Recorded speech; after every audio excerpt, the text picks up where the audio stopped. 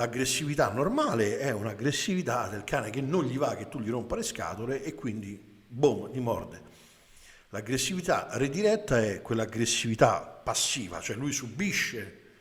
in qualche modo qualcosa che non vuole e istintivamente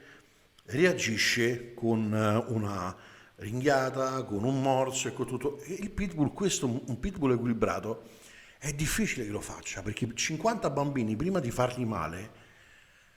gli devono rompere le scatole perché quello era e chi lo ha selezionato dopo non si è interessato di cambiare questo lato del carattere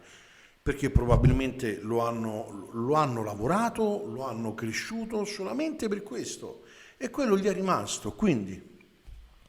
nel rapporto familiare, clamoroso